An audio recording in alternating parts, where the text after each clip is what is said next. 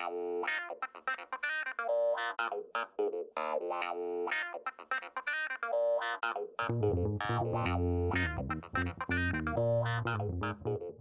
everyone, and welcome to another episode of Lever Time. I'm your host, David Sirota.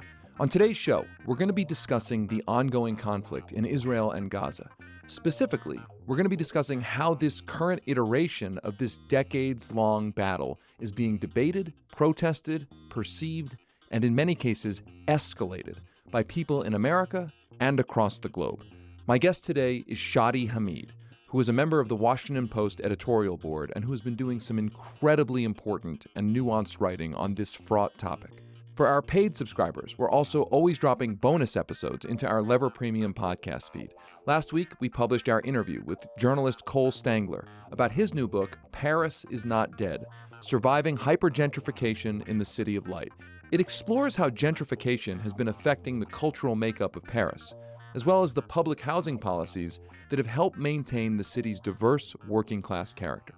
If you want access to our premium content, head over to levernews.com and click the subscribe button in the top right to become a supporting subscriber. That gives you access to the Lever Premium podcast feed, exclusive live events, even more in-depth reporting, and you'll be directly supporting the investigative journalism that we do here at The Lever. Okay, we're going to jump right into the main interview today about everything that's been unfolding in Israel and Gaza.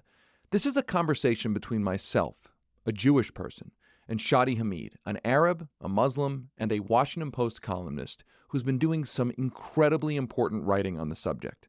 I think right now, especially, it's super important for these kinds of cross-cultural conversations to happen. Conversations where we acknowledge our own roots and heritage and acknowledge how that informs our views of the conflict and of foreign policy.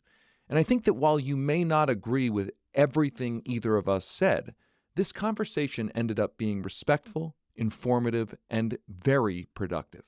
Here's the thing.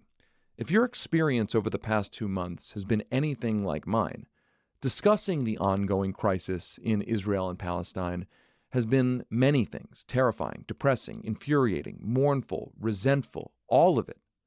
In what has easily been one of the most polarizing decades in American history, this particular crisis has somehow managed to intensify that polarization. It feels like both sides have dug in, and no one is willing to cede ground to the other or concede the stories that each of these peoples tell each other.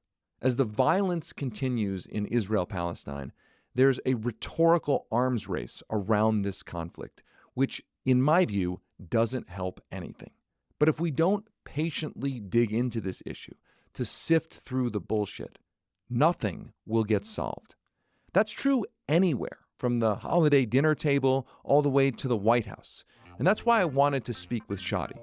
We spoke about why this particular conflict has drawn more global attention than other recent violent conflicts across the globe. And we talked about how we can start thinking about reconciling the right to exist for both Israelis and Palestinians, and how Israelis and Palestinians need to begin accepting each other's stories, their stories from history, their stories in the region.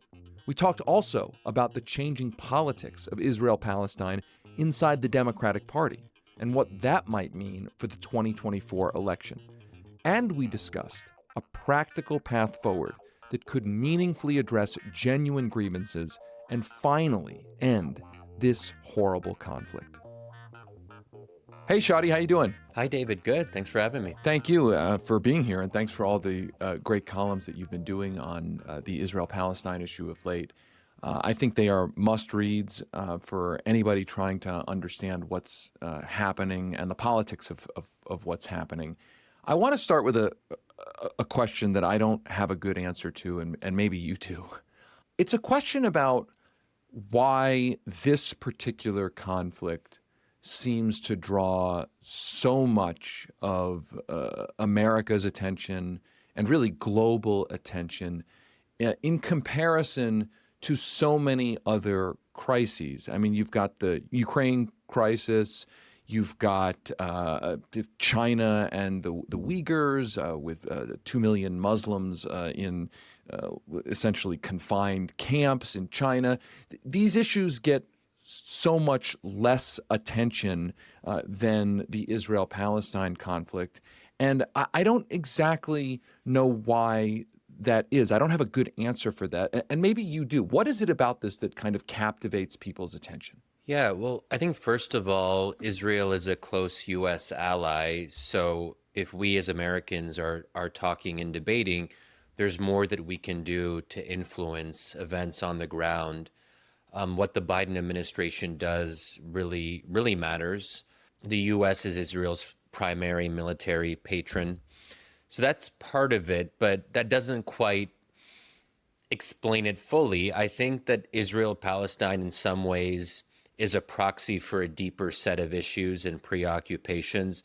It brings in all the big questions. So religion, civilizational fault lines, Islam and the West, democracy versus autocracy, anti-Semitism, Islamophobia, all of this is wrapped into the conflict. So that makes it hard to really tease out sometimes what people are actually debating, because sometimes it's deeper than whatever they're saying about the specifics of the issue. So in the end, it's not really about what happens in Gaza the day after. That's relevant from a policy standpoint, but that's not what's really animating people and getting them into this broader topic. And I'll just say that as someone who works on the role of Islam in public life and Middle East politics more broadly, there is a sense that, if you talk to Arabs in the region who are understandably quite critical of Israel and Israeli policy, that Israel's repression of the Palestinian people, it reflects and represents a deeper set of humiliations. This idea that the Muslim world used to be one of the greatest civilizations the world had ever seen, but in the last couple centuries, there's been a precipitous decline and fall from grace, and you see the Muslim world, and specifically in the Middle East, being just incredibly weak, powerless, subjugated under brutal dictatorships. And Israel, on the other hand, is quite successful as a vibrant democracy for all of its flaws. So I think that contrast is also quite striking. I want to talk about the belief on both sides about who has a right to exist and who doesn't have a right to exist. It seems to me that at the core of a lot of this, beyond the details of the specific Hamas attack and then the Israel counter offensive, that there is this deeper issue with Israelis feeling like the Muslim world, the Arab world, does not believe it has a fundamental right to exist, and the Palestinians believing that Israel does not believe the Palestinians effectively have a right to exist as a people with their own country. And I don't think we're going to get to a solution to any of this until we ultimately get to that core problem. There's one essentially strip of land, two sets of peoples, and they won't accept each other's stories. I just wonder if you think that is fundamentally at the core of this. And if you do, what's the way to deal with that, to accept both stories, to accept both peoples as having a right to exist in a state form in this particular place? You're exactly right. The right to exist is crucial to this, and that's why this is really an existential conflict, and that makes it quite zero-sum, that Palestinians feel that if they give up on any of their claims or concede anything to the other side, then that is threatening their very existence, and then vice versa. And obviously that makes it very difficult to come to any mutual understanding. And I'm not actually sure there can be. I mean, for us as Americans, as observers, we can do some of that in our own analysis, but I think it's very hard for either Palestinians or Israelis to be generous to the other side and take the other's claims seriously from a moral and political standpoint. Then the question is what to do about that fact. And I think here, Palestinians don't have to accept Israel's right to exist, but they do have to accept the reality of Israel's existence. Because the word right is one that is very loaded. And I just don't know how realistic it is to expect people to kind of take those steps and accept the right of the other to exist. But they just do have to be realistic. Israel is not going to disappear. It is a fact on the ground.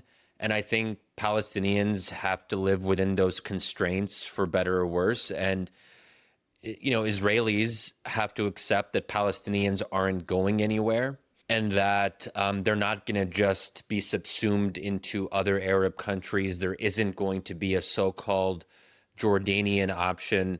Palestinians have a strong sense of national identity that has been forged over the last many decades. And so Palestinians and Arabs are not equivalent. They're not the same. So at some point, Palestinians are going to have to be able to express their national identity in the form of an independent state. Now, I just don't see what the other option is. Well, the other option, I suppose, is the status quo and just accepting that we're going to have the just perpetual conflict for the rest of our lives. And I suppose that is a possibility, but I think we should expect more and call for more. I would say this, that when I look at what's going on, I know, as an example, in my own mind, that in a deep way, I can feel myself get triggered when I see protestations of Israel that imply that the Jewish people do not have a right to a state that has been sanctioned, voted into existence effectively by the United Nations. And I'm sure that Palestinians, and I'm sure that Arabs and Muslims across the world feel similarly triggered when they see the protests for Israel implying that the Palestinians have no right to exist as a people, as a nation with their own state. So I feel like this is underneath just everything, and I struggle with how we get beyond that. I mean, I just as a follow-up question, I wonder if you think that the protests on both sides, if it's fair for people on either side to see the protests on each side as questioning or challenging whether these peoples have a right to their own state, whether that's underneath what makes this fervor, what makes the protests so intense. Yeah, so I do think that's part of how the protests on both sides are being interpreted. So, for example, I think, unfortunately, on the pro-Israel side of the debate, there's a lot of equating pro-Palestine protests with being pro-Hamas. Mm-hmm. Or being anti-Semitic, that anyone who is going out with a Palestinian flag and saying sometimes, offensive things like from the river to the sea or intifada, and there's a big debate around some of the terminology, that immediately you assume the worst of these people, that they want to erase your existence, when actually I think the intent of each person has to be analyzed more carefully, that for many Arabs, intifada means uprising, and it doesn't have specific content that is quote unquote genocidal. So I think but all of the words that are being used, there's no real effort to understand the context behind them and what the speaker really means by them. And I think that I don't really know what to do about that, except to say that each of us who are thinking about this topic, we need to do what we can to not assume the worst. I personally think, and this is what I've advised to pro-Palestine activist friends, hey guys, don't use from the river to the sea. We get that you don't mean it in a really bad way, but you can understand why American Jews would hear that phrase and they would feel threatened by it, or they would feel like this is questioning their right to exist as Jews. So I think that we can kind of call on people to be more careful with their words, but obviously emotions run high, and I just don't know how realistic that is. And you go to a protest, and you have tens of thousands of people, of course, some of them are going to say offensive things. That doesn't mean that we assume the whole protest or the intent of the entire protest is beyond the pale. Another example of this is when, there's an immediate assumption that if you have people calling for a ceasefire, that it's somehow pro-Hamas. I hear this a lot from folks on the right, from Republicans. Calling for a ceasefire equals sympathy for Hamas. Even I've gotten that in my own writing. I mean, Ted Cruz just the other day attacked me specifically for being a quote-unquote shill for Hamas, in part because I was calling for, a ceasefire and just being generally pro-Palestinian in my comments or whatever it might be. And I think that that's just where we're at. And there's just a lot of folks, especially in my view, on the Republican side, who just think that any expression of sympathy towards Palestinians or the Palestinian plight means that you hate Israel and want to destroy it. So they're taking a zero-sum approach too. I would like to think that you can call for Palestinian rights while also being okay with Israel's right to exist. That's my position. And I do believe that Israel has a right to exist as a Jewish state. I support a two-state solution. I think that's the only realistic option. I don't think it's possible to get Palestinians and Israeli Jews to live in the same state, considering how much hatred there is on either side, which is why at the end of the day, you have to separate them into two distinct states. I agree with that. I absolutely agree. I think the notion of a one-state binational solution is it may sound nice. I don't think that's realistic in practice. I think a two-state solution is the thing that makes the most sense in practice. And look, I hear you about talking about ceasefire. I mean, it's portrayed as having sympathy for or wanting to surrender in the face of Hamas, and I don't see it that way at all. I think that's deliberately kind of escalative language, and I think we're in a rhetorical kind of arms race here from some sort of extreme voices or voices of the loudest voices of protest trying to amp things up, and it encourages you to assume the worst about people on either side protesting. I would give you another example. There's this idea I hear from some Jewish friends, I will stand with Israel. What's wrong with saying I stand with Israel? Well, are you saying you stand with the Netanyahu government, like the leadership of that country's government right now and its specific policies right now, which I find its policies and I find Netanyahu abhorrent? No, but the problem is that quote unquote I stand with Israel can, like the term river to the sea, you can just mean I think Israel should exist, but it can be interpreted in the worst possible form, even though it's not necessarily the intent of the speaker to mean it in that form. Now, it may be the intent of some speakers, but it may not be the intent of lots of other speakers. And so I feel like we're in this kind of miasma where it's hard to not assume the worst, that the discourse is encouraging us to assume the worst. And I am like depressed and kind of frustrated about how we've arrived at that point. And I want to let's pivot now. It's a good segue to where we are in the political space. You've written a column about how this is all potentially could all play out in the next election, and Joe Biden in running for re-election losing support among Arab Americans. Now, you had written in this piece that the Democratic Party has been losing support from Arab Americans for a whole host of other reasons. Yeah. Do you think this is going to really be a pivotal issue in the next election? And as an additional question on that, if it is going to play out as an issue in the next election, and Joe Biden is running against Donald Trump, it doesn't seem like the alternative to Joe Biden for Muslims, Arab Americans, and the like, it doesn't seem like Trump is offering a kind of better set of policies. Yeah, so a lot can happen in a year. The election is quite a bit away, so maybe passions will dim a little bit and sure. People will focus on other issues. But at the current moment, what I've heard from Arab and Muslim American friends and colleagues, this really does feel like a Hinge moment, and the polling supports this. It's not just a bunch of anecdotes that I had at Thanksgiving dinner tables, which is where I started to think about that particular Washington Post column. But if you look at a Zogby poll from late October, only 17% of Arab Americans say that they plan to vote for Biden. And that's a drop from 35% earlier in the year. And then it's a drop from a high of, I think it was 59% in 2020.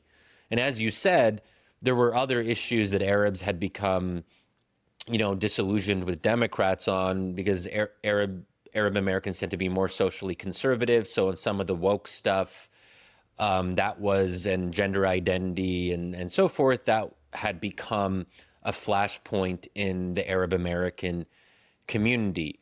But now we see a clear drop in a very short amount of time, and it's based primarily around the perception that Biden has unquestioningly supported Israel. And now that might not be entirely true, but certainly for the first few weeks of the Gaza war, there was this approach from President Biden of not having much daylight between the U.S. position and the Israeli position. And Biden also said something that went viral in the Arab American community, where he questioned whether dead Palestinians were actually dead. And it just seemed very offensive. That it was a horrible moment. Yeah, it was a horrible moment. Exactly. So I think that regardless of what Biden's policy actually is, how we decide to vote is a very emotional and personal thing. So, people see Biden saying these offensive things about Palestinians and his seeming inability to really sympathize with the Palestinian plight. Biden's heart just doesn't seem like it's there. He kind of relates much more instinctively with the Israeli side of that. And we know that from his history as well, that he's been a pretty consistent pro-Israel voice since God knows when, from whenever he started being in Congress. I always forget how long ago that was. So he has that long history, right? So that's kind of what's going on here. So then you might say, as you said rightly, well, Trump will probably be worse on a lot of these things. But Trump is not what people are thinking about right now. They're thinking about Biden and the Democratic Party and how they have higher expectations for the Democratic Party, because we as Arab and Muslim Americans are part of the patchwork coalition. And we just want our party to respect us and to treat us well and to not dismiss our concerns out of hand. Where with Trump, our expectations are very low. So it's hard to feel betrayed by Donald Trump, because he's kind of, he's a jerk who doesn't really care about not just Palestinian lives, but really any lives other than his own. So I think it's really partly here an expectations game, that we expect more from the Democratic Party. And I think there's also a sense of being taken for granted that, oh, well, they'll vote for Democrats when push comes to shove in 2024 because the alternative is so much worse. Well, that's kind of patronizing. And I feel like that's an issue you have with a number of minority groups, whether it's Hispanic Americans or Black Americans, there's often a sense, well, Democrats just expect us to vote for them, when actually we want them to earn our vote. Let me ask you if you think there is a realistic Democratic politics, Democratic Party politics, could be the Republicans, but they've kind of gone insane. But is there a realistic politics in which a president or a party can support the following things? Support the right of the state of Israel to exist, support the right of a Palestinian state to exist, use our pressure, the United States government's leverage to create those conditions and stop the right-wing Israeli government from doing what it's doing, and to also use its leverage to try to degrade, weaken, and ultimately destroy Hamas. I guess my question is, a politician who is all of those things, is there a constituency in the Democratic Party for that? Or does that kind of politics alienate everybody? Jews, Muslims, Arabs, etc. Right? Like I'm wondering if there is a politics where you can have those seemingly rational positions and find a political constituency as a national Democratic politician? I think you can. I think that more politicians should try, but I don't think they should try because there's some sort of unspoken for constituency that would love this. I don't think this is the kind of issue where you play politics and try to find like a certain constellation of voters. It's just very hard to predict that on an issue as emotionally charged as this. I just think that you need politicians who say and do the right thing because they believe it. And I think the toughest part of the elements that you mentioned is using American leverage on Israel. And that means making our military assistance to Israel conditional on certain basic expectations. That if Israel continues to have this disregard for Palestinian lives, if it the day after, if it says, well, actually, we don't care about Gaza, we're just going to leave it to fester. And if you have Netanyahu or someone on the far right saying, well, no, we're never going to be okay with a Palestinian state, then you know what? Then we should really question whether we should be giving the same amount of aid to Israel. Because without that kind of leverage, I don't see how the Israeli government actually changes its behavior. It's not enough to just ask them to do these things. There have to be consequences if they don't pursue a two-state solution, if they don't commit to a genuine peace process. And whether we like it or not, Israel is the more powerful party in this. And it is reasonable for us as American observers to ask the more powerful party to do more and to offer more concessions and compromises to Palestinians. But once you start calling on aid to Israel for it to be conditioned, that is going to bring you a lot of heat. It's going to be seen as quite controversial. And there's only a handful of Democratic politicians who have really, I think, taken the moral high ground and made these demands of Israel. Bernie Sanders being one of them. And I think that there is a kind of Bernie model here of being a moral voice on Middle East issues. And I think that could actually be compelling to large numbers of Americans in the Democratic base. But you can't be going into it like, oh, this is the smart political thing to do. You got to believe it in your guts, because when a Republicans start attacking you for being soft on Hamas and not being a true ally of Israel, you got to actually fight back and hold your ground. And that takes courage on the part of politicians. And unfortunately, I don't see the Democratic Party as being a party that has a lot of courageous politicians. I hope that changes in the future. I would agree. Yeah. And look, to your point, it should be a non-controversial position to condition aid to Israel on some basic things. As we reported at The Lever, only 8 months before Joe Biden approved another arms deal for Israel in the middle of the war in Gaza, he himself had signed a directive to all agencies saying, you cannot do these arms deals to countries where it is likely that the arms will be used against civilian targets. Point being that even Joe Biden put pen to paper and signed a directive like that. Now, it was a directive in rhetoric, as we see, as opposed to in practice, but it shouldn't be controversial, what you've said, but it has been controversialized by the power of the pro-Israel lobby and the way we've come to discuss the Israel-Palestine question for the last 10, 15, 20 years. So I want to ask you now a series of questions that are kind of fraught, but really important in how people think about this. I want to start with the question of the word, because you mentioned it once, the word genocide. Do you believe Israel is conducting a genocide? And I want to say, before you answer, I want to say that I'm sure there are people listening to this who have used that term and who deeply believe that Israel is deliberately, calculatedly trying to conduct a genocide. What do you think about that? Is that correct? I don't use the word genocide. I disagree with that kind of framing. I think, again, it's needlessly inflammatory. Genocide is a big word. It has specific definitions. in international humanitarian law and so forth. And I just think it distracts us from what Israel is doing in Gaza is bad. You don't need to find other words that actually create division and confuse matters, because then people are debating the semantics of, is it genocide? Is it not? You know, for all of Israel's faults, I don't think most Israeli military officers, I mean, certainly not on the senior level, are waking up every day and thinking, oh, yay, how do we kill more Palestinians? I just feel that let's just try to be proportionate in how we talk about these issues.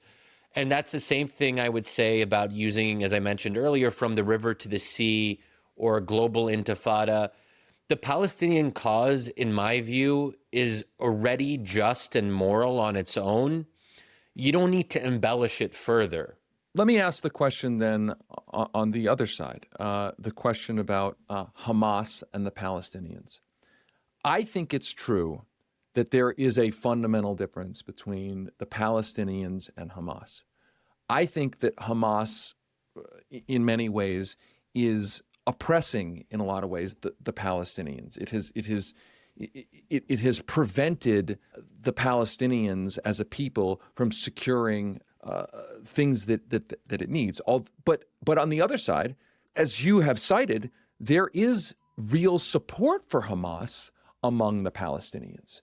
You've cited polls showing that the Palestinian people, a certain plurality, in some cases a majority, have said they support Hamas or Hamas-affiliated or Hamas-adjacent groups. So knowing those poll numbers, what do you say to people who say, well, look at those poll numbers. The Palestinians are Hamas. There really is no functional difference. What's the response to that? Yeah, well, so I think that there's different ways to look at the polling on this, as I've discussed in my columns. The way that I look at it is Palestinians are not inherently violent because no people is born supporting violence. I mean, that's a racist position to take. And we also know that it's not even accurate because in the 1990s, at the height of the Oslo peace process, the polling was quite different. The vast majority of Palestinians supported peace because there was a genuine peace process at that time. The vast majority of Palestinians opposed violence against Israelis at that time. So something clearly changed between the mid-90s and the present day. That Palestinians, especially in Gaza, have lost hope. They are desperate. And we know contextually that in situations where there are populations under oppression and being subjugated, they sometimes support violence against their oppressor. We don't have to like that, but this is not something that is unique to Palestinians where we say, oh my God, they have a culture of violence. Look at their indoctrination, all of that. Palestinians can be incentivized away from violence going forward, but there has to be a constructive path forward. We have to be able to tell Palestinians there is another way, and this is actually something, I like to bring this up, that the Bush administration post 9/11 and the neocons made actually a similar argument about the causes behind 9/11. George W. Bush said that if we want to fight terrorism in the medium to long term, we have to give Arabs in the Middle East a way to express their legitimate grievances through a peaceful democratic process. If they don't have that peaceful democratic process, they will be more likely to consider violent options. Yeah, let me just echo that. I mean, that's a version of the JFK quote.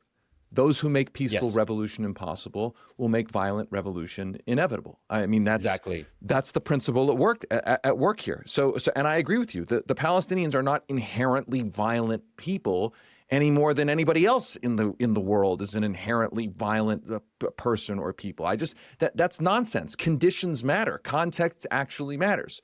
So with the remaining time that we have here, I want to ask you a final question and put you in the position of you have a magic wand. You get to wave a wand and make things happen in pursuit of a particular outcome that you want. An outcome, let's a two-state solution outcome where there is peace. If maybe it's a cold peace, maybe it's a warm peace, whatever. Point is, not a perpetual conflict. How do you wave your wand? What do you do? What are the 3, 4, 5 things that happen in this fantasy here where you can make these changes? Yeah, well, step number one, my ideal situation, and it's not even that ideal, but that Hamas would voluntarily, well, obviously under pressure, give up power to the Palestinian Authority, and in exchange for Israel halting its bombardment of Gaza. And I think that should actually be put on the table. I think that Israel should try to take the moral high ground and propose something to that effect and call on Hamas to give up its rule of Gaza and to, in some sense, accept defeat. And Hamas, in my view, has incentives to do that because they don't want to be completely decimated either. And they want to be, and this is where I think Hamas members, you can't kill every single member of Hamas. We're talking about around 30,000 fighters and more members and affiliates. You can't kill every single one. So I think there has to be a serious discussion around whether low and mid-level Hamas cadres can be reincorporated into a future governing structure, because we don't want something like de-Baathification during the Iraq War, where you have a lot of young men who have been armed and you don't give them a path forward. So I think there have to be really careful distinctions made there.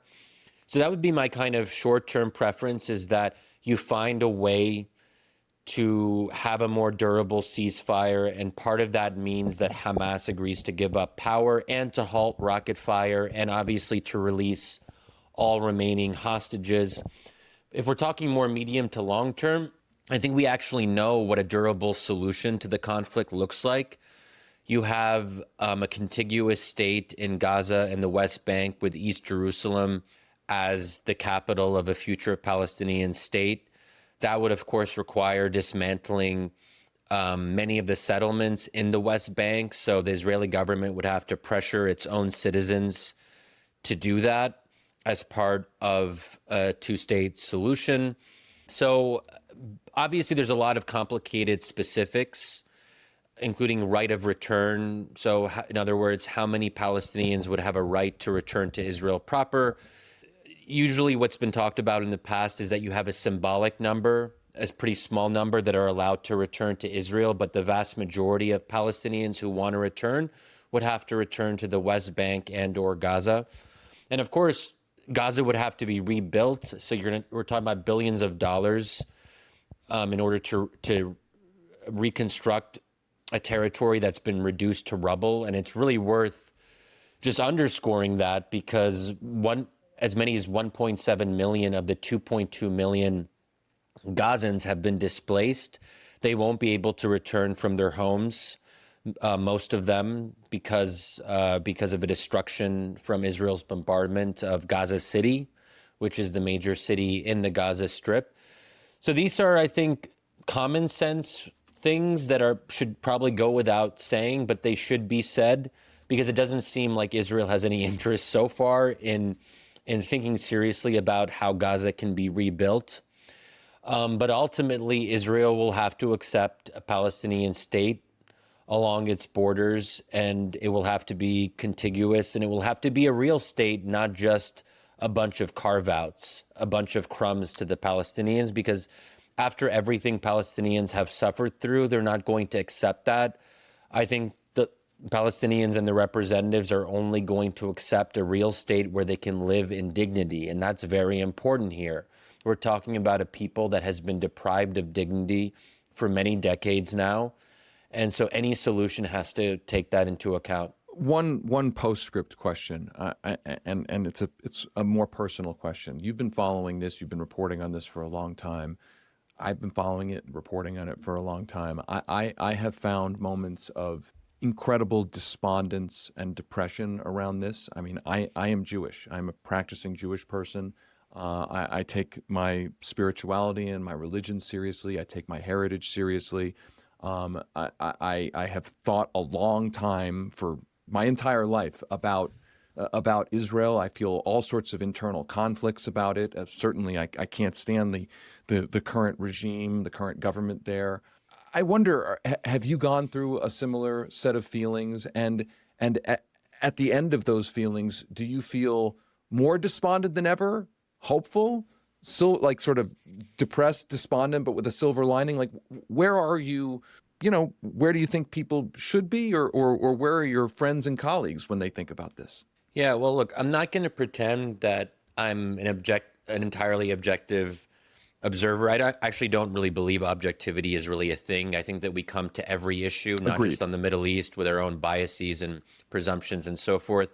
I mean, I'm not Palestinian, but I am Arab and I am Muslim. So naturally, I'm going to be, more inclined to a particular narrative, in part because I'm more familiar with that narrative.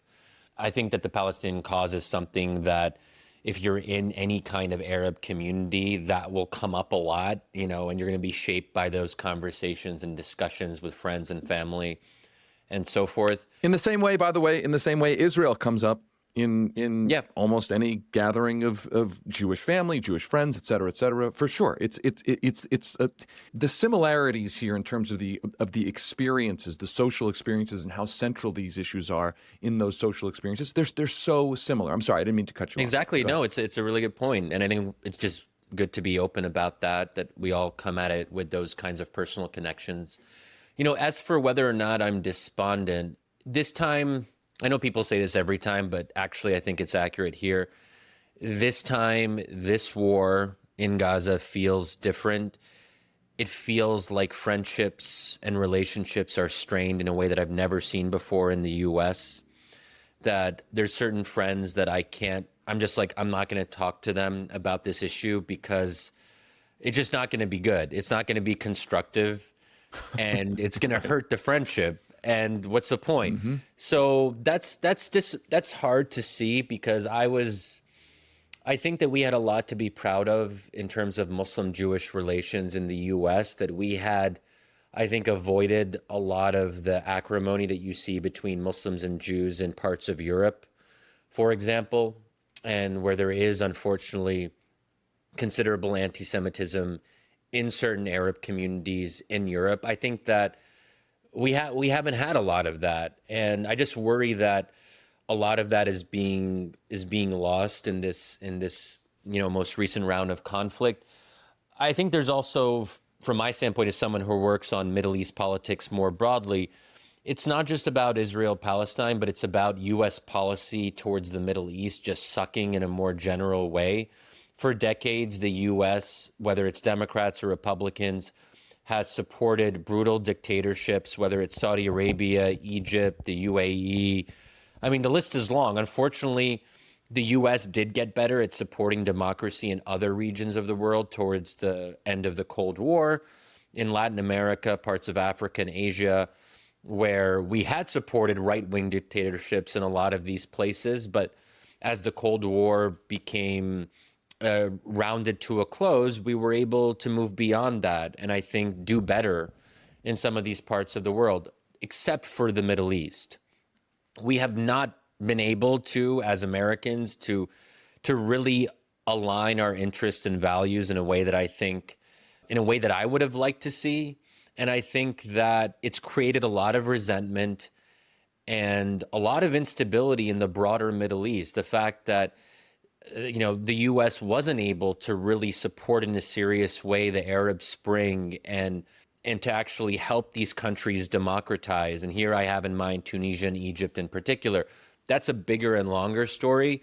But I think that if we as American observers are trying to think, how do we go forward in the broader region, I really hope there can be a fundamental rethinking on a whole host of levels, because a lot of these things are intertwined in complex ways. Israel is part of a broader region.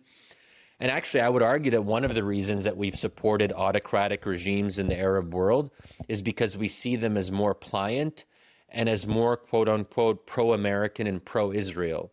And we worry about democracy in the Arab world because if Arabs have the right to vote in free and fair elections, they sometimes vote for anti-American parties or anti-Israel parties because Arabs writ large are not understandably the biggest fans of Israel. So if they have the right to vote for their own leaders, that's kind of what democracy is about. It's about respecting people's choices, even if we as Americans disagree with those choices. So I think there's a lot of bigger foundational questions that we have to start asking. And I hope that a younger generation of American policymakers will have a different approach. And we already see this generational divide in the Democratic Party, that Biden and some of the older Democratic politicians are stuck in the old ways of looking at the Israeli-Palestinian conflict.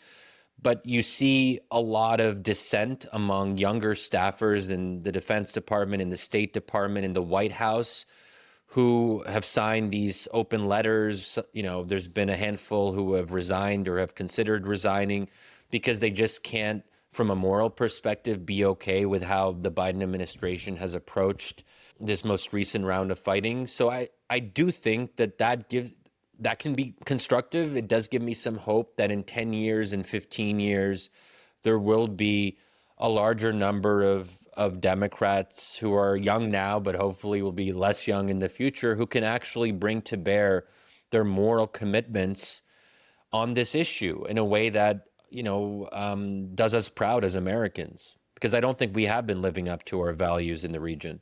That is a definitely a hopeful sign that the pressure on the establishment of the Democratic Party, really the political establishment at large, the pressure for a more even-handed set of policies. I can't remember a moment like this in the last 15, 20 years, probably all the way back to the Clinton era peace process, where there was pressure for an American government to take a more even-handed, I don't love that term, but a position where that's not so one-sided and is much more constructive. I think that is a very, very, very hopeful sign. Shadi Hamid is a member of the Washington Post Editorial Board, a must-read columnist at the Washington Post. He's also the author of the book, The Problem of Democracy, America, the Middle East, and the Rise and Fall of an Idea. Shadi, thank you for your writing, thank you for your work, and thank you so much for taking time with us today. Thanks so much for having me, David. Appreciate it. That's it for today's show. As a reminder, our paid subscribers who get Lever Time Premium, you get to hear next week's bonus episode, which is our interview with journalist Cole Stangler about his new book about the gentrification of Paris and what it means for public housing policy. To listen to Lever Time Premium, just head over to levernews.com to become a supporting subscriber. When you do, you get access to all of the Lever's premium content, including our weekly newsletters and our live events. And that's all for just $8 a month or $70 for the year. One last favor. Please be sure to like, subscribe, and write a review for Lever Time on your favorite podcast app. The app you are listening to right now, take 10 seconds and give us a positive review in that app. And make sure to check out all of the incredible reporting our team has been doing over at levernews.com. Until next time, I'm David Sirota. Rock the boat. The Lever Time Podcast is a production of The Lever and the Lever Podcast Network. It's hosted by me, David Sirota. Our producer is Frank Capello, with help from Lever producer Jared Jakang Mayer.